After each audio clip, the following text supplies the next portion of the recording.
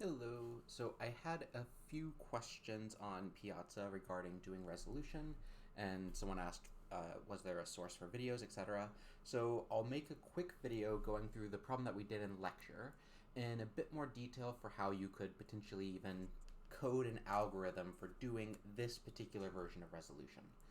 The kind of important thing to note here is, in general, there are more efficient methods of resolution than this kind of brute forcey method. We will actually see a new type of SAT solver in a couple lectures, maybe later this week, probably definitely later this week. But for now, I'll just go through and apply our algorithm to here to maybe solidify how things work a little bit.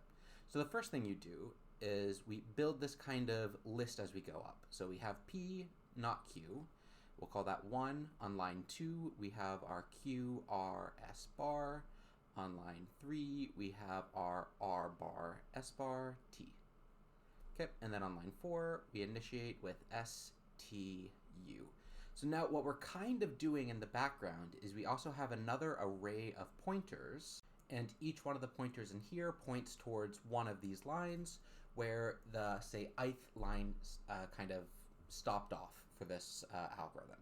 So you'll kind of see what I mean as we go along, but I kind of hid this whole idea over here with those little arrows S1, S2, etc. in our lecture. So to do resolution, what we do is we need to compare every element of this set with every other element in this set, right? You have to go through all of those pairs in a systematic way, and as we do that, the set will get longer and longer and longer, and we have to verify at the end that we've compared all of those pairs to resolve all the clashing clauses. Okay, so let's just kind of get started here. So if I look at it here, we kind of clearly have a clash here between 1 and 2. This has not Q, this has Q. That's a clash. So what we do is we write line 5, and we say, hey, these clash on exactly one literals. What's remaining is P, R, and S bar. So from here, actually, there. Just going back for a second, I'm going to write the letters in kind of this way where they line up in these nice little columns, just to make it a little bit easier to see the clashes and that type of thing. So nevertheless, here and here we have a clash on Q pretty clearly. So we'll have P, R, and not S. Okay. So now we generated a new 5, so technically the kind of pointer for 1 now points at line 2, because I've kind of finished 2. Formally, you don't actually need to update the pointer at this point, but nevertheless. And I erased part of my 3. Okay, and now we go to line 3. So 1 and 3 do not have a clash, clearly, and 1 and 4 do not have a clash, clearly. So now 1 ends here on line 5, and I forgot to write in. Here we did resolution on 1 and 2. Okay, so here our pointer is now actually at line 5, so let's update this. Okay, so our pointer currently, our array of pointers is this, unless you want to initiate it with null spaces at the end, but technically this would be something like 5, 1, 1 for 3, 1 for 4, 1 for 5. So technically our array looks like that right now. If you wanted to initialize it that way, you technically don't have to, because yeah, it's kind of understood if we haven't considered something. Okay, so now we resolve 2. So 2 and 3 clearly have a clash, so we get line 6 here. They clash on R, they don't clash on S as well, so a single clash, so we get Q, S bar, T. And that was resolution on 2, 3. Okay, and 2 here, if you wanted, you could update it and say, hey, 2's now pointing at 3. Nevertheless, 2 and 4, clearly a clash on S. So we get line 7, we get QR, TU. So QR, space for the S, T, and U. And we got that again by resolution 2 with 4. Okay, and now 2 with 5, there are no clashes. 2 with 6 and 2 with 7, there can be no clashes by well, technically by all 3 of these by definition, because 2 was used here, and when we do resolution, we can have at most 1 clashing clause, well, exactly 1 clashing clause. Therefore, there can be no extra clashes. So 2 is now pointing at the last of the list, because I've compared it with everything down to here. Now, if you wanted to do a different method than what we kind of did in class at this point, You could go back to 1 and compare it to 6 and 7 and kind of update it. That's where you can get this kind of world of lots of different algorithms. But we're going to stick with the kind of brute forcey method that I showed in class, and we're now going to compare 3 to everything in the list below it. So 3, 4, 5, we'll compare 3 with 4, 5, 6, and 7, and then everything else that would follow down here would come from 3, so we won't have to compare it with that. So doing this, we see, hey, 3 has a clash with 4 on S, 3 has a clash with 5 on R, and it has no clash with 6, but it has a clash with 7 on R. So we're going to have 4, 5, and 7 as new lines coming up here. And that's kind of the advantage of picking this method, of writing things down, because if you do it, then the clashes are pretty clear. So I'm going to clean this up a little bit, and then we'll go back to write those out.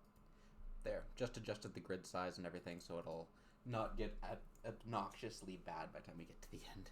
Okay, so now line 8 again, we get 3 clashes with 4. So here I'm going to get R naught sitting here, our S's clash, our T's stay, and then we get our U's. And again, that's just the resolution rule being applied to 3 with 4. Okay, so now 3, again, you could kind of say, hey, 3 is pointing at 4, but you really don't need that at this moment. So we now shift our pointer over to 5 and say, hey, we clash here, so we need to apply the resolution rule. So here I get a P, here I have a not S, and then finally I have a T. Okay, and that all came from doing the resolution rule here on 3 with 5. So here our pointer is now kind of sitting here, pointing at 5, and can keep going from there. So 3 not R versus S, there is no clash on 6, but there is a clash here on 7 on the R, right? So then we resolve that clash. So the next one, we get line 10, and line 10 would be comparing 5 with line, what was it again? 7 here, right? Because there is no clash on 6. So here I'm going to get a Q. Here, between here and here, they clash. Here I get my S naught. And then here, between here and here, I get a T. And then here I get a U going along for the ride. And that'd be the resolution rule applied to 3 with 7. Okay, so now if you look at it, 3 has no clash with 8. 3 has no clash with 9. And again, it can't have a clash with 8 and 9 because those points actually came from generating 3.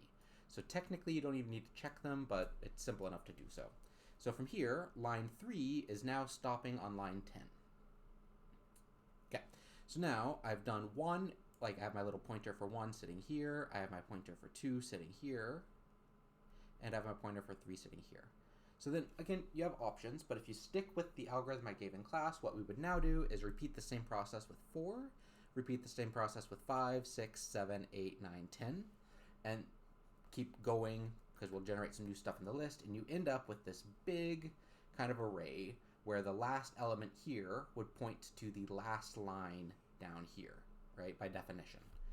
So then what you do is you go back through this whole list and you pick back off where you stopped, right? So we need to address this 5, and we compare 1 starting at 5 going all the way down to the bottom. So I don't want to do that just because it'll make things obnoxiously long. It'll rehash everything, but that's the basic idea. And I'll go back to the slides and see how this kind of translated to the slide version. So let me zoom out here and set everything up. It'll be obnoxiously small for this purpose, but okay. So, oops, there.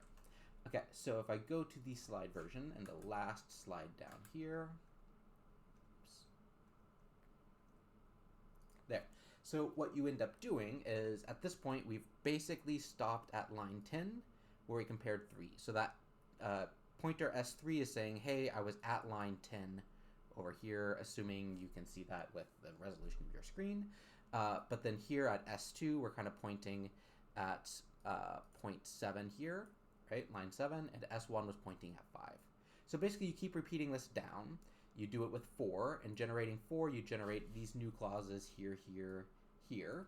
And finally, or not finally, but for 4, once we got to this clause 14, we had an interesting thing happen.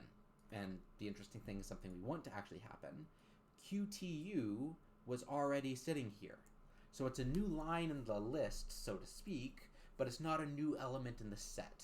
So essentially, line 14 doesn't actually exist, right? So if you were building a algorithm to go through here, you wouldn't push line 14 to it. You'd just acknowledge I did resolution, it's something in my set, I don't have to check that anymore, and you kind of pseudo update your pointers just by checking it. Don't add anything new into the list and go, yep, good, I consider that case, and kind of increment your pointer by 1, right? So basically, here, my S4 pointer going from here to kind of checking here, you'd basically say, hey, yep, I don't really need, oops, sorry, I'm on the wrong line. Here, you basically say, yep, that's something that's already in my list, so I just increment my pointer to 13. You technically would ignore line 14 just for memory's sake. But for these proofs, for the purposes of 208, you do want to actually show this line, because as part of this algorithm, you need to check everything, right? And just because this is already an element in the set, that doesn't necessarily mean that you actually checked it as a connection. So you would need line 14 to kind of get full credit there to really show that you know what the algorithm's actually doing. Okay, and then from there, you basically just kind of keep going, right? So the kind of switch off spot is once you get to the bottom of this list again. So, right, so I have, at this point, if I want to keep in touch with this guy over here, what I basically have is I would have the pointer here at line 5, line 7, line 10. I have the pointer for 4 would be at line 14. So let me grab this. There we go. Line 14. This next pointer would be at line 15 for the next two. And then I'd have one at line 16. And then I'd have the rest of these at line 17. So basically 8, 9, ... for the rest of these, right? So once you get to this point, you're not done because you haven't checked 1 versus any of the things down here. And resolution says we have to do that, right? In this case, everything was just subsumed, but that's not necessarily going to always be the case in every possible setup, right? So you do have to check it just in case. So it will be for your homework and that type of things. You're not going to have bad sets to do manually. Nevertheless, so then you basically go through and increment here and generate some new stuff, but none of these new things generate new lines here. So you just kind of keep moving your pointers. So kind of a little bit long-winded at the end of that explanation, but that's the basic idea. That's how resolution works, and that's kind of how to read things off. One final note while I'm thinking about it. Here, you don't actually need to write these pointers because the method actually tells you itself where the pointer should go. So say if I did 1, go to the end of the list, did 2, etc., and I finally get down to this list, right? Because up till then, you're just taking kind of the one you haven't looked at compared to everything, the next one compared to everything, etc. Now that you're down here, if you want to know where you left off at, all you have to do is look at where the number stops being used. So 1 left off here, 2 left off here, 3 left off here, 4 left off here, right? That's like, those are the spots where it stops. And 6 never appears in the list, but we know 6 comes after 5, so both 5 and 6 leave off here. So that's the basic idea. Hopefully that helps if some of you are stuck on it. So yeah, I'm not going to edit down the video or anything, just a little bit of kind of tutorial time in video format. Could I assume some people are probably still stuck on this.